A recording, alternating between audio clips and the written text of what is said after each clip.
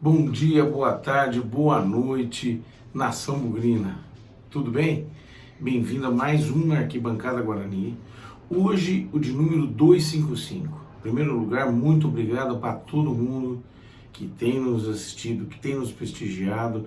A gente consegue falar com segurança. Hoje, a Arquibancada é o canal do YouTube com o maior número de seguidores, canal do YouTube do Guarani com o maior número de seguidores, só depois da TV Guarani, da TV oficial, né? Que aí também é sacanagem, mas tudo isso graças a vocês. Muito obrigado por tudo, tá?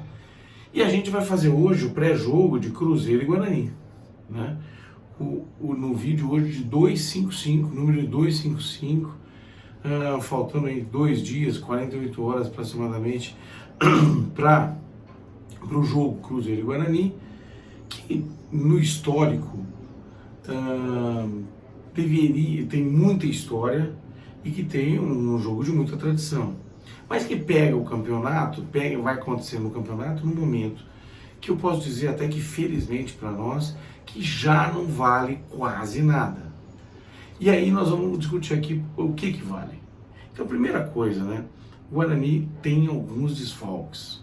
Nós temos suspenso o Jamerson, principal jogador, ou um dos principais jogadores dessa reação meteórica do Guarani, líder em assistências, 7 assistências nos jogos que participou na lateral esquerda, está suspenso, tomou o 3º amarelo, não joga contra o Cruzeiro, deve voltar só contra o Bahia. Ainda nós temos algumas dúvidas por contusão. O Bruno José, que vinha tomando infiltração no pé. O Giovanni Augusto, que saiu com dor no joelho, mas já disse que está tudo bem, que joga. O Rodrigo Andrade, que está alguns jogos fora por contusão, problema na batata da perna, deve voltar. E o Diogo Matheus, que sentiu uma fisgada há 2 jogos atrás, quando também tomou amarelo e cumpriu já a suspensão no último jogo. Então nós temos 4 caras sob júdice, né? Guarani, na minha opinião, apesar de que matematicamente ainda não está, mas está livre, com 44 pontos, é a conta que a gente vem fazendo sempre, em 35 jogos, está fora do risco do rebaixamento. A chance, a probabilidade é muito, muito, muito remota. E principalmente com os resultados do final de semana, o CSA, infelizmente para o CSA, e para minha surpresa, diga-se de passagem, parece que selou que vai descer. Eles têm que ganhar os 9 jogos, 9 pontos que tem a disputar, e nós temos que perder tudo para eles alcançarem, e mesmo assim tem jogador, tem time no meio aí disso daí. Então, ainda tem o Novo Horizontino, que no começo eu achava que tinha uma tabela mais complicada, e ainda está sob risco, e o próprio Chapecoense. O Guarani, na minha opinião, já escapou. Então, esse jogo contra o Cruzeiro já vai ter um gostinho de treinamento. O Cruzeiro já está passando por isso, já classificado para a Série A, já campeão da Série B, ele já parece que está jogando como se estivesse de férias. Perdeu o último jogo de 1-0, a torcida já começa a cobrar um posicionamento um pouco mais profissional nas últimas rodadas.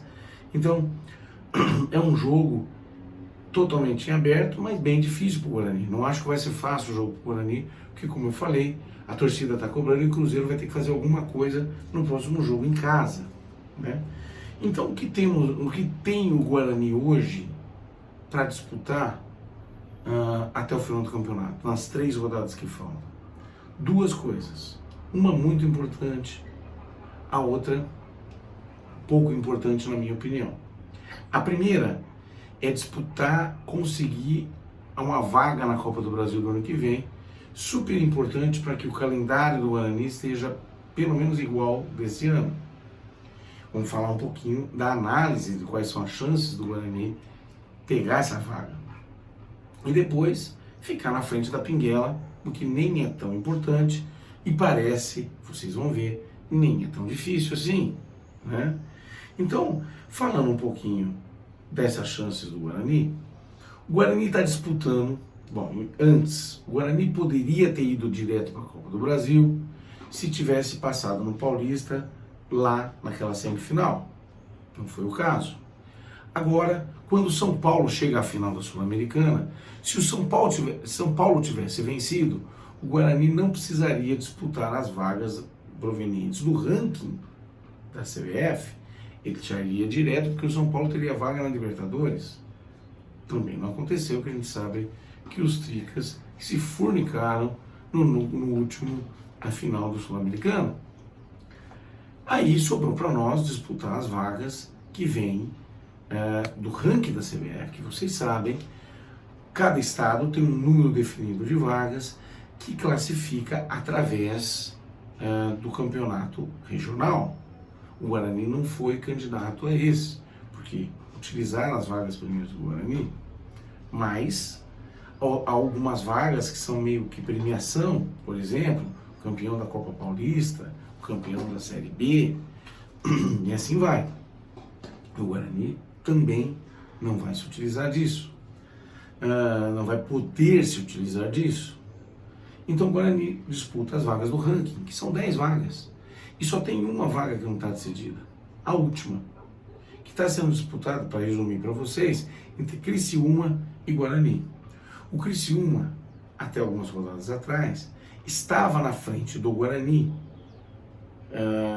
mais ou menos 100 pontos, ou exatamente 100 pontos no cálculo, na estimativa do cálculo do ranking, hoje possível de se fazer, baseado na colocação eventual que os times vão ter.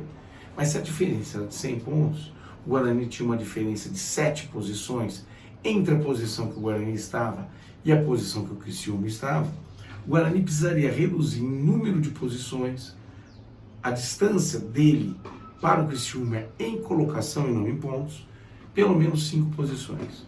E aí ficaria empatado, ou com 6 posições, ficaria próximo. Então, se o Criciúma tivesse em quinto e o Guarani em sexto, o Guarani pegaria a vaga.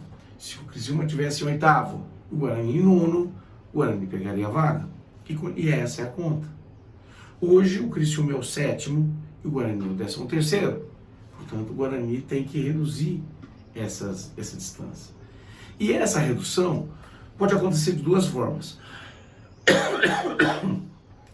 Me desculpe, com o Guarani subindo de posição, com o Criciúma descendo de posição, ou com as duas coisas, tanto faz. E a distância entre uma posição e outra pode ser de 20 pontos, 5 pontos, 10 pontos, 1 ponto, tanto faz. Não é a quantidade de pontos que faz a diferença, mas sim a colocação no campeonato. Então a distância hoje é essa, de sétimo para 13º, porque o Guarani ganhou, mas o Criciúma também ganhou, né? Então nos próximos jogos nós vamos ter que torcer para essa corrida, para que o Guarani fique mais próximo do Criciúma, se possível uma posição só atrás, para que a gente possa conseguir essa vaga. Já digo de antemão, vocês sabem que eu não gosto de mentir para vocês e gosto muito de fazer conta. Não é fácil. Não é fácil, porque nós temos todos esses times no meio, e a tabela do Guarani é o seguinte, como você já dissemos, o Guarani contra o Cruzeiro fora de casa, depois o Guarani pega o Bahia fora de casa, e depois o Guarani decide no último jogo, joga o último jogo com a Chapecoense no Brinco de Ouro, lá no final do campeonato. Ao mesmo tempo, o Criciúma também não tem uma tabela tão simples, ele joga fora de casa contra o Vasco esse que está disputando ainda para subir, pega a Pinguela também em Campinas, ou seja, a Pinguela não está disputando nada, a Pinguela pode prejudicar o Guarani. Então, acho difícil eles não conseguirem algum ponto aí. E por último, jogo em casa com a Tombense, que não está pretendendo mais nada, tá certo? Então, com isso, tendo isso em vista, acho a tabela do Guarani um pouco mais indigesta do que a tabela do próprio Chapecoense. O Guarani está a 7 posições, a 6 posições, precisando chegar próximo, uma tabela pior. Por isso eu digo para vocês que é pouco provável, infelizmente, a gente conseguir essa vaga. Não é fácil, vamos torcer, mas é isso de mais importante que nós temos que disputar. E nessa corrida, pode ser que a gente termine na frente da Pinguela, o que é um campeonatinho à parte, tanto faz. mas é sempre bom ficar na frente deles, que vão ser, nesse ano, o único time rebaixado de Campinas. Né? Vão jogar a Série A2 ano que vem. Enfim, com isso, esse é o panorama melhor que nós temos para o jogo de terça-feira. E para isso, a escalação sugerida por mim seria no gol, Kozlinski. Na lateral direita, caso o Diogo Matheus não possa, eu acho que tem que ir Lucas Ramon, e é o mais provável. Na lateral esquerda, certo que se não tem Jamerson, o direto é Mike. Preocupante. A zaga, sem novidades, João Vitor e Derlan. No volante, eu entraria, se possível, com Rodrigo Andrade e Richard Rios. Esse seria o ideal. Na frente, Isaac e Giovanni Augusto. Lá no ataque, Yuri e alguém. O Bruno José não vai poder jogar. Era ideal a gente entrar com um cara mais rápido. O substituto que eu acho que passa na cabeça do técnico é ou o Iago ou o próprio Edson Carioca. Eu prefiro o Edson Carioca, o menos pior. Mas dá pra gente pensar até numa sugestão que quem deu foi o Pedrinho, meu filho, de jogar com Jenson e Yuri. Eu acho que o time fica muito pesado. Mas é uma posição, é um jeito. Joga com o Yuri e o próprio Jenson, com o Isaac ou o Giovanni Augusto chegando um pouco mais. É isso.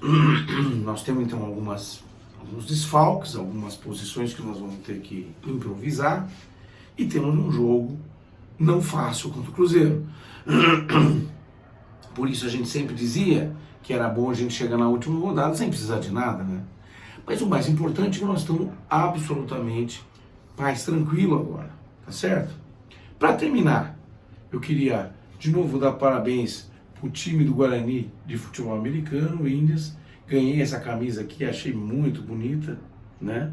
Segundo, que no dia 25 de outubro agora, nós vamos ter uma assembleia extraordinária no Brinco de Ouro, no Guarani, para os associados em dia com suas obrigações, discutirem, olharem, avaliarem tudo aquilo que pode ser em relação ao assunto SAF.